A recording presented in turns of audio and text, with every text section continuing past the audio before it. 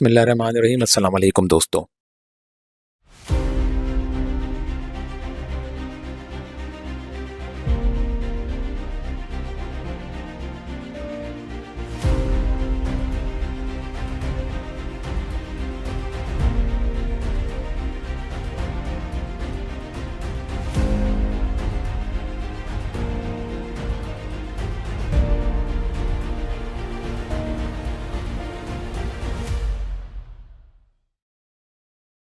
سولہ سو 88 میں East India company بر صغیر میں قدم جمانے کی کوشش کر رہی تھی۔ ہندوستان میں روزگار کے لیے آنے والے برطانوی، پرتگالی اور دیگر یورپین قوموں کی الغار تھی۔ ایسٹ انڈیا کمپنی میں ہزاروں کی تعداد میں گورے فوجی موجود تھے۔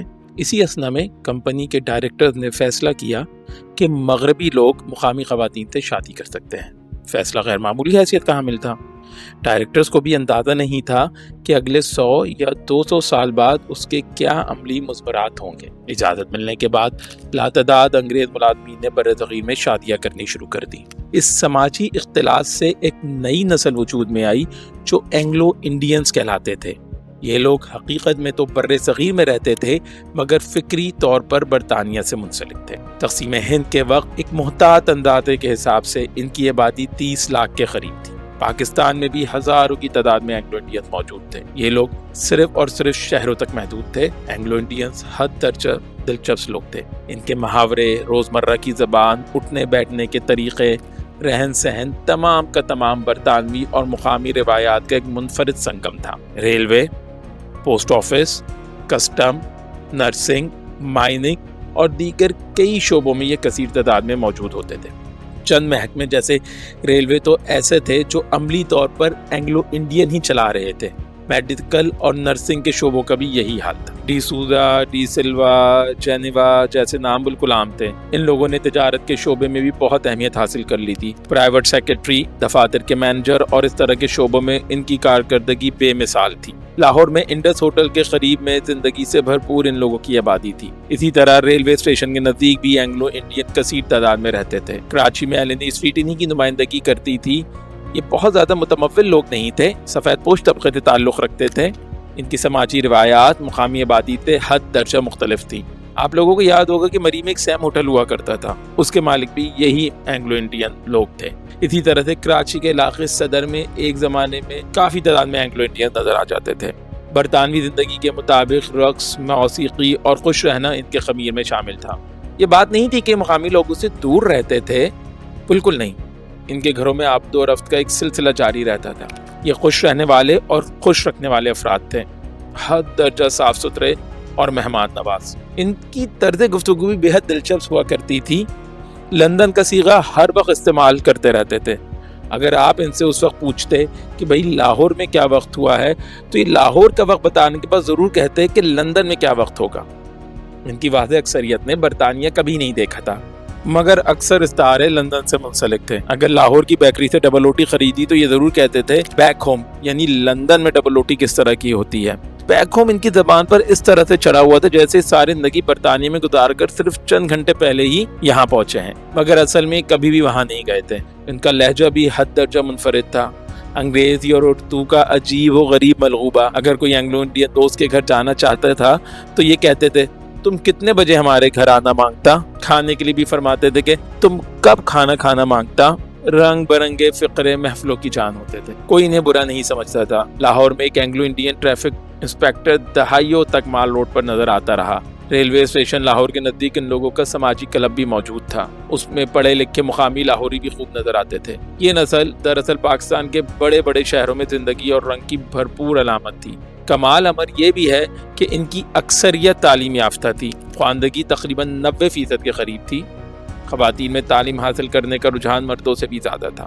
پختہ عمر کے چند لوگوں کو شاید یاد ہو کہ مری کے سیم ہوٹل میں ایک بہت بڑا ڈانسنگ فلور تھا۔ ویکینڈ، کرسمس اور نئے سال کے موقع پر وہاں شاندار تقریبات منعقد کی جاتی تھی۔ لاہور میں بڑے ہوٹلوں میں غیر ملکی طائفے موجود رہتے تھے۔ شام کو مال لوڈ اور ملاقات سڑکیں رنگ و نور کی بارش میں نہاتی ہوتی تھی۔ 1990 کی دہائی تک کراچی کے علاقے صدر میں کئی اینگلو انڈین افراد گھریلو خریداری کرتے نظر آیا کرتے تھے، لیکن اب اسی صدر میں ڈھونڈنے سے بھی ایک اینگلو انڈین نہیں ملتا۔ آئیے اب کچھ ایسے بڑے ناموں کو جانتے ہیں جو اینگلو انڈین تھے۔ اس سلسلے میں پہلا نام جو ہم ذکر کریں گے وہ ہیں Duncan Albert sharp. Duncan Albert sharp ایک پاکستانی کرکٹر تھے جو 3 اگست 1937 کو راولپنڈی پنجاب میں پیدا ہوئے تھے۔ وہ لاہور میں پلے بڑھے تھے جہاں ان کی والدہ ایک نرس تھیں۔ وہ 3 بھائیوں میں سے ایک تھے جنہیں والدین کی علیحدگی کے بعد saint Anthony high school Lahore board بھیج دیا گیا تھا۔ 17 سال کی عمر میں انہوں نے پاکستان ریلویز میں بطور کلرک ملازمت کر لی تھی۔ ڈنکن شارپ نے اپنا پہلا فرسٹ کلاس میچ ایک مڈل آرڈر بلے باز کے طور پر ریلوے اور بلوچستان کی طرف سے 1955 اور 1956 میں پاکستان کا دورہ کرنے آنے والی آسٹریلوی ٹیم کے خلاف کھیلا تھا، اور پھر 1960 تک انہوں نے پاکستان کے لیے کئی ایک میچز کھیلے۔ تاہم جب 1961 میں وہ ہندوستان کا دورہ کرنے والی ٹیم کا حصہ نہ بن سکے تو مایوس ہو کر آسٹریلیا چلے گئے، جہاں محض 5 سال ہی وہ کرکٹ کھیل سکے، اور 1966 کے بعد ان کو دوبارہ آسٹریلوی ٹیم میں کھیلنے کا موقع نہ مل سکا، اور انہوں نے آسٹریلوی حکومت میں بحیثیت فورمین ملازمت اختیار کر لی۔ ڈنکن شارپ اپنے زمانے کے حسین و جمیل نوجوان ہوا کرتے تھے اور کئی لڑکیاں ان پر مرتی تھیں۔ ماشاءاللہ سے وہ اس وقت بھی باقاعدہ حیات ہیں اور میلبرن میں اپنی بیوی اور 6 بچوں کے ساتھ رہائش پذیر ہیں۔ تاہم پاکستان میں ان کی پہلی شادی سے بھی ایک اولاد موجود ہے۔ آئیے اب ایک اور پاکستانی اینگلو انڈین کے بارے میں جانتے ہیں، پیٹرک ڈیسمنڈ کیلیگن۔ پیٹرک ڈیسمنڈ متحدہ ہندوستان میں انگریز باپ اور ہندوستانی ماں کے ہاں 16 جولائی 1926 کو پیدا ہوئے۔ 1945 میں رائل انڈین ایئر فورس میں بطور پائلٹ آفیسر ان کی تقرری ہوئی، اور بعد ازاں تقسیم ہندوستان کے وقت انہوں نے پاکستان ایئر فورس میں شمولیت اختیار کر لی۔ پیٹرک نے 1965 اور 1971 کی جنگوں میں بھارت کے خلاف کارہائے نمایاں انجام دیے اور لاہور امرتسر ہائی وے پر انڈین آرمی کو ہراساں کرنے کے لیے خطرناک حد تک نہایت لو لیول فلائٹس کی۔ 1966 میں PAF C-130 کی ایئر کریش انویسٹیگیشن کو لیڈ کیا، جو کہ چائنا سے واپسی پر لینڈ کرنے سے قبل کریش کر گیا تھا۔ PAF سے ریٹائرمنٹ کے بعد پیٹرک ڈیسمنڈ نے سول ایوییشن جوائن کر لی تھی، جہاں وہ ایئر سیفٹی ڈپارٹمنٹ کے ہیڈ مقرر ہوئے تھے۔ اپنی اس تقرری کے دوران انہوں نے کئی ایئر کریش انویسٹیگیشن کے کیسز کو سالو کیا، جس کے لیے ان کو دنیا بھر سے کافی کچھ پذیرائی ملی۔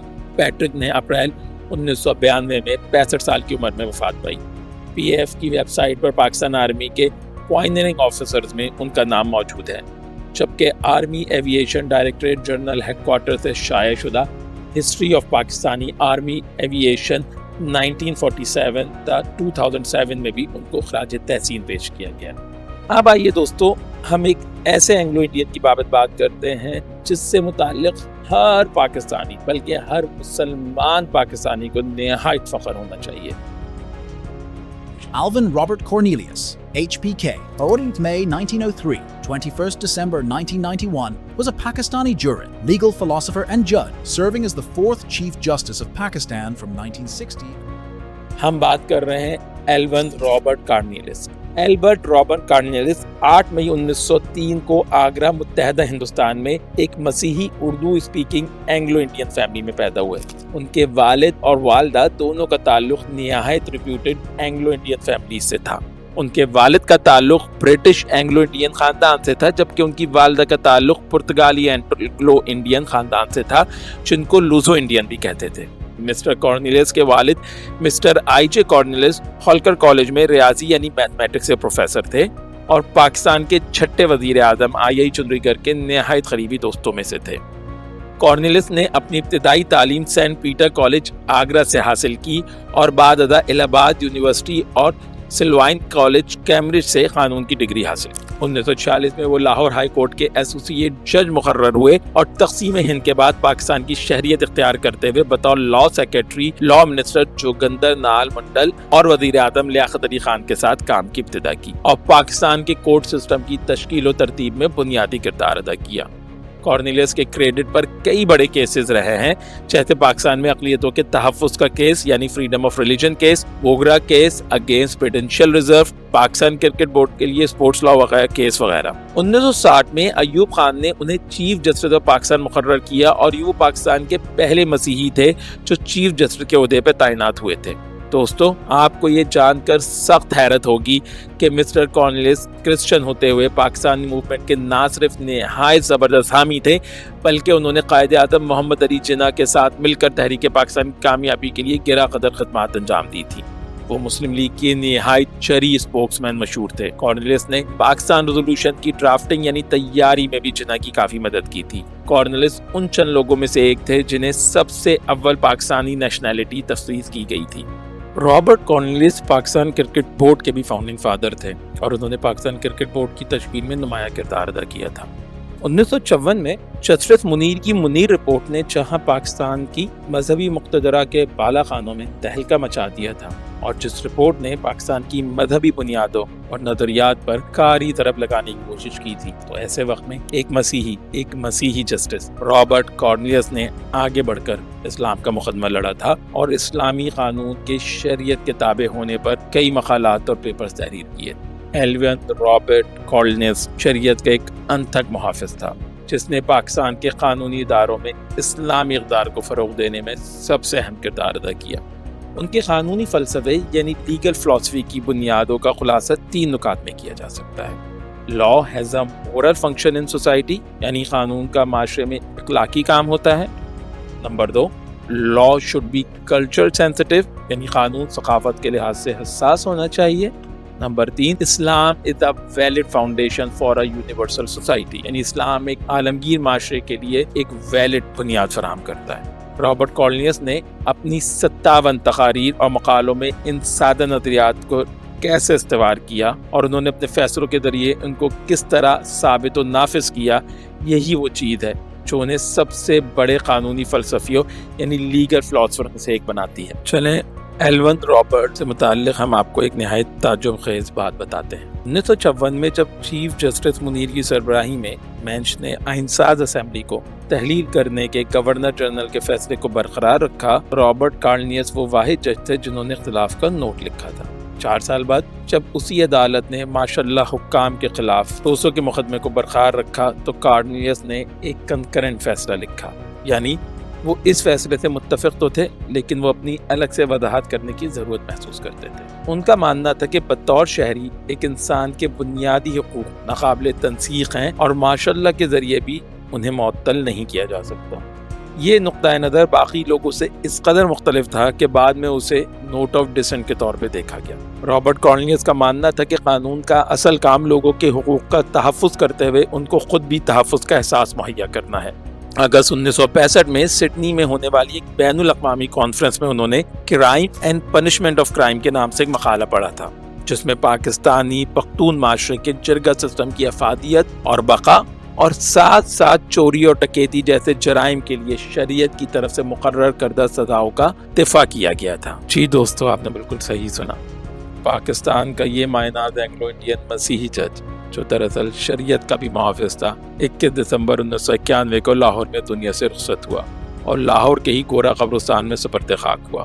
ایلون رابرٹ کو پاکستان کے سب سے بڑے نشان ہلال امتیاز سے بھی نوازا گیا تھا۔ اب ہم کچھ بات کر لیتے ہیں ایک اور اینگلو انڈین کی جو کہ پاکستان میں ایجوکیشن ڈپارٹمنٹ میں رہ چکی ہیں، برناڈیٹی لوسی ڈین۔ برناڈیٹی یا برینڈٹی کہہ لیں، برینڈٹی لوئس ڈین پرتگالی نسل کی ایک مسیحی پاکستانی ماہر تعلیم ہے۔ ڈین نے اپنی اسکول کی تعلیم Saint Lawrence Girls School Karachi سے حاصل کی اور پھر سینٹ جوزف کالج کراچی سے مزید تعلیم حاصل کی۔ انہوں نے جامعہ کراچی سے سائیکالوجی میں ایم ایس سی کیا اور پھر آغا خان یونیورسٹی کے انسٹیٹیوٹ برائے تعلیمی ترقی سے ایم ایڈ کی ڈگری حاصل کی۔ اس کے بعد انہوں نے کینیڈا کی البرٹا یونیورسٹی سے ایجوکیشن میں پی ایچ ڈی کیا۔ انہوں نے اپنے عملی کیریئر کا آغاز 1983 میں ایک ایسے ادارے میں کام کرنے سے شروع کیا جہاں ہیروئن ایڈکٹ افراد کا علاج کیا جاتا تھا۔ اس کے بعد انہوں نے آغا خان یونیورسٹی میں بطور ماہر تعلیم اور اسسٹنٹ پروفیسر ملازمت اختیار کر لی، جہاں 1996 سے لے کے 2008 تک مختلف مناصب پر وہ اپنی خدمات انجام دیتی رہیں۔ 2008 میں ان کو پاکستان سیوک ایجوکیٹر ایوارڈ سے بھی نوازا گیا۔ 2009 میں لاہور کے ایک نہایت معتمد اور مشہور وومن ایجوکیشن ادارے کینرڈ کالج میں بطور پرنسپل ان کی تقرری ہو گئی۔ البتہ 2010 میں ان کو کراچی میں خواتین کے سب سے معتمد اور بہترین کالج سینٹ جوزف کی پرنسپل بنا دیا گیا، جہاں انہوں نے انٹرمیڈیٹ میں بطور نصاب کمپیوٹر سائنس کو شامل کیا اور ساتھ ہی کالج سے 4 سال کا BBA کا پروگرام بھی شروع کر دیا۔ 2015 میں ڈین کو سنٹیکس بک بورڈ کی مشاورتی کمیٹی میں بطور ایڈوائزر مقرر کیا گیا، جہاں درسی کتب میں ان کی طرف سے تجویز کی جانے والی سیکولر اصلاحات پر مذہبی طبقات کی طرف سے کافی لیدے ہوئی، اور 2015 کے آخر میں ڈیتھ تھریٹس ملنے کے سبب انہوں نے پاکستان کو خیر بات کہہ کر سینٹرل ایشیا انتقال کیا، جہاں سینٹرل ایشیا یونیورسٹی میں بطور ایڈوائزر وہ خدمات انجام دے رہی ہیں۔ ونگ کمانڈر میروین مڈل کوٹ پاکستان ایئر فورس میں ایک فائٹر پائلٹ تھے جنہوں نے 1965 اور 1971 کی جنگ میں کارہائے نمایاں انجام دیے تھے۔ وہ جولائی 1931 میں لدھیانہ کی ایک اینگلو انڈین فیملی میں پیدا ہوئے تھے۔ ان کے اجداد کا تعلق فرانس اور پرتگال سے تھا۔ پاکستان بننے کے بعد میروین اپنے والد پرسی مڈل کوٹ اور والدہ ڈیزی مڈل کوٹ کے ساتھ لاہور ہجرت کر آ گئے تھے۔ 1956 میں انہوں نے پاکستان ایئر فورس جوائن کی۔ وہ ان دو پائلٹ میں سے ایک تھے جو 1950 کی دہائی میں پاکستان ایئر فورس کی طرف سے پہلی دفعہ امریکہ F-86 کی ٹریننگ کے لیے گئے تھے۔ 1965 کی جنگ میں بطور اسکواڈرن لیڈر مڈل کوٹ نے نمبر 9 اسکواڈرن کی کمانڈ کی تھی اور بھارتی علاقوں پر خطرناک تصویری جاسوسی کے مشن کو انجام دیا تھا۔ اس کے علاوہ پاکستانی سرحد میں گھسنے والے ایک بھارتی جاسوسی طیارے کو بھی شدید نقصان پہنچا کر واپس بھاگنے پر مجبور کر دیا تھا۔ 3 ہفتے تک جاری رہنے والی جنگ کے دوران مڈل کوٹ نے 17 فضائی دفاعی پروازیں اور 3 تصویری جاسوسی مشن ہندوستان ایئر بیسز پر کیے۔ ان کی ان شاندار خدمات کے صلے میں انہیں 1965 میں ستارہ جرت سے نوازا گیا، جو پاکستانی فوج کا تیسرا سب سے بڑا اعزاز۔ 1967 کی عرب اسرائیل جنگ میں میروین مڈل کوٹ اردن کی فضائیہ کے ساتھ مل کر اسرائیلی فوج کے خلاف لڑے تھے۔ اسی دوران میں اردن کے شاہ حسین کے ساتھ ان کے نہایت قریبی تعلقات استوار ہو گئے تھے۔ 3 دسمبر 1971 کو جنگ شروع ہونے سے قبل مڈل کوٹ رائل اردن کی فضائیہ کے ساتھ تربیتی اسائنمنٹ پر تھے۔ جنگ کی خبر ملتے ہی وہ اگلے روز کراچی پہنچ گئے اور جمنا نگر کی انڈین بیس پر اپنے فائٹر پلین سے کامیاب حملے کیے۔ اسی جنگ کے دوران میں رن آف کچھ کے اوپر پرواز کرتے ہوئے انڈین فائٹر بھوشن سونی نے ان کے جہاز پر حملہ کیا۔ وہ کسی نہ کسی طرح سے آگ سے لگے جہاز سے نکلنے میں کامیاب ہو گئے۔ بھوشن سونی کا کہنا تھا کہ انہوں نے مڈل کوٹ کو بحرۂ عرب میں اپنے پیراشوٹ کے ذریعے اترتے دیکھا تھا، لیکن اس کے بعد کافی تلاش کے باوجود ان کا کچھ نہ پتہ لگا سکا۔ بعد میں یہ خیال لگایا گیا کہ جس جگہ ان کا پیراشوٹ لینڈ کیا تھا وہ شارک انویسٹڈ واٹر تھا اور بہت ممکن ہے کسی شارک کا لقمہ بن گئے ہوں۔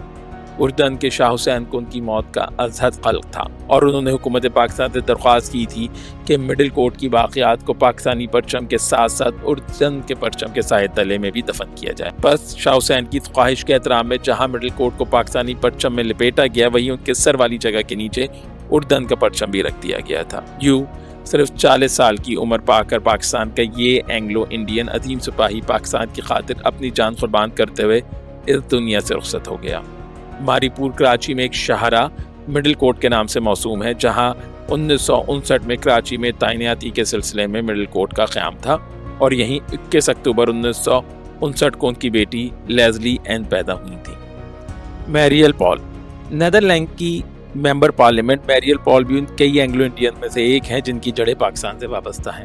57 سالہ میریل پال 60 کی دہائی میں نیدرلینڈ کے شہر ایمسٹرڈیم میں پیدا ہوئی۔ انہوں نے انٹرنیشنل لاء میں اعلیٰ تعلیم کے بعد قانون اور اکنامی کے شعبوں میں خدمات انجام دی۔ وہ بین الاقوامی تجارت، یورپی اقتصادی پالیسی اور مائکرو اکنامکس پر بھی کام کر چکی ہیں۔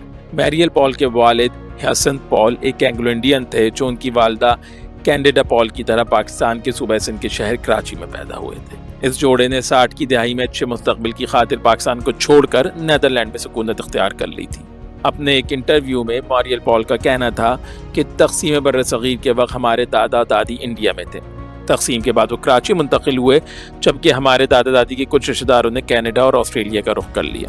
ہمارے والدین کراچی صدر کے علاقے میں پیدا ہوئے تھے۔ میرے والد ہیسنتھ پال اینگلو انڈین تھے۔ وہ مرتے دم تک کراچی میں صدر کے علاقے میں گزارے گئے اپنے بچپن اور جوانی کے ایام یاد کرتے تھے۔ گھر میں آج بھی والدہ پاکستانی کھانے پکاتی ہیں جو ہم سب شوق سے کھاتے ہیں۔ پاکستان میرے لیے دوسرا گھر ہے۔ رشتہ داروں کے ساتھ رابطے موجود ہیں۔ پاکستان کے لیے کچھ کر سکی تو ضرور کروں گی۔ میرے والد انجینئر تھے۔ انہوں نے اچھی ملازمت اور مستقبل کی خاطر پاکستان چھوڑا تھا، مگر پاکستان کے ساتھ مسلسل رابطہ رکھا اور شادی بھی پاکستان ہی میں کی۔ اس زمانے کا پاکستان ایک جدید اور روشن خیال پاکستان تھا، جہاں کسی کو کسی قسم کے مسائل کا سامنا نہیں کرنا پڑتا تھا۔ میریل کا کہنا تھا کہ میریل کے والد انہیں بتایا کرتے تھے کہ کراچی میں وہ چرچ کے لیے خدمات انجام دیتے تھے، وہاں پر مسجد کے لیے بھی کام کرتے تھے اور ان کی دوستی مسیحی برادری سے زیادہ مسلمانوں سے تھی۔ ان کا کہنا تھا کہ مجھے لگتا ہے کہ 80 اور 90 کی دہائی کے اندر شاید بین الاقوامی صورتحال، افغانستان اور سابق سوویت یونین کی جنگ کے پاکستان کے معاشرے پر برے اثرات مرتب ہوئے۔ میریل کا کہنا تھا کہ میری کئی رشتہ داروں نے بتایا کہ مذہبی رواداری، ملازمتوں اور ترقی کے مواقع کم ہونے کے سبب وہ پاکستان چھوڑنے پر مجبور ہو رہی ہے۔ میریل پال کا کہنا تھا کہ کراچی میں اس وقت بھی میرے کچھ کزن اور رشتہ دار موجود ہیں۔ اپنے والدین کے ہمراہ 6 مرتبہ کراچی کا دورہ کر چکی ہوں اور ہر دفعہ کراچی میں بہت تفریح کی اور مجھے بہت مزہ آیا، مگر ہر بار اور تھوڑے عرصے کے بعد خبر ملتی رہی کہ کئی خاندان پاکستان چھوڑ کر مختلف ممالک میں منتقل ہو گئے ہیں۔ دوستوں، انڈیا کے شہر کولکتہ میں ہزاروں کی تعداد میں اینگلو انڈین رہائش پذیر ہیں، مگر پاکستان میں موجودہ دور میں اینگلو انڈینز کم ہی دیکھنے کو ملتے ہیں۔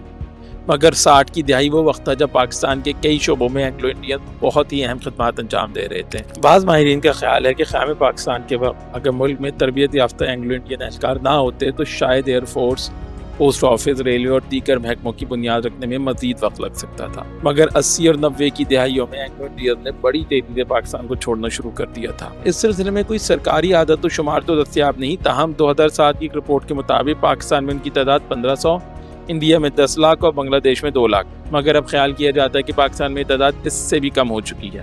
60 اور 70 کی دہائی کے دوران پاکستان کے تمام بڑے شہروں کراچی، لاہور، راولپنڈی وغیرہ میں اینگلو انڈینز عام تھے۔ لاہور کے گڑی شاہو اور کراچی کے صدر کے علاقوں میں ان کی اکثریت ہوتی تھی۔ اینگلو انڈین خواتین کی شناخت کے لباس سے ہوتی تھی اور انہیں صبح، دوپہر، شام تعلیمی ادارے یا کام کے لیے آتے جاتے دیکھا جا سکتا تھا۔ یہ لوگ عموماً پاکستان ریلوے، تعلیمی اداروں، ہسپتالوں کے علاوہ مختلف محکموں میں انتہائی فرض شناسی سے خدمات انجام دیتے تھے۔ 1960 اور 1970 کی دہائی میں جب تک یہ لوگ پاکستان ریلوے جیسے محکموں میں خدمات انجام دیا کرتے تھے، اس وقت تک پاکستان ریلوے جدید ترین سروس فراہم کرتی تھی۔ اینگلو انڈینز کی اکثریت ایک دوسرے کے ساتھ آج بھی رابطے میں ہے۔ انہوں نے مختلف ایسوسی ایشنز اور یونینز بنا رکھی ہیں۔ انہیں منظر عام پر آنا پسند نہیں۔ یہ سب ایک سال میں اپنا کوئی نہ کوئی اجلاس کرتے ہیں جن میں زیادہ تر پاکستان اور انڈیا ہی کی باتیں ہوتی ہیں۔ ان لوگوں نے سوشل میڈیا پر اپنے گروپس بنا رکھے ہیں جہاں پاکستان سے متعلق اپنی یادیں اور تصاویر شیئر کرتے رہتے ہیں۔ ان لوگوں کی اصل مشکلات کا آغاز 70 کی دہائی کے بعد ہوا، جب پاکستان اور انڈیا میں موجود اینگلو انڈینز پاکستان اور انڈیا کو چھوڑنے پر مجبور ہو رہے تھے۔ یہ لوگ تقسیم بر صغیر کے بعد پاکستان یا انڈین شہری بن چکے تھے، لیکن بعد میں آنے والے مسائل نے ان کو مجبور کر دیا کہ یہاں کی شہریت ترک کر کے مغربی ممالک کی طرف ہجرت کر جائیں۔ اندازوں کے مطابق سب سے زیادہ اینگلو انڈین پاکستان سے بیرون ملک منتقل ہوئے۔ یہ پاکستان کا روشن خیال چہرہ سمجھے جاتے تھے۔ اینگلو انڈینز کے جانے سے نہ صرف پاکستان کے روشن خیال امیج کو نقصان پہنچا، بلکہ پاکستان محنتی، فرض شناس اور قابل اعتماد کمیونٹی سے بھی محروم ہو گئے۔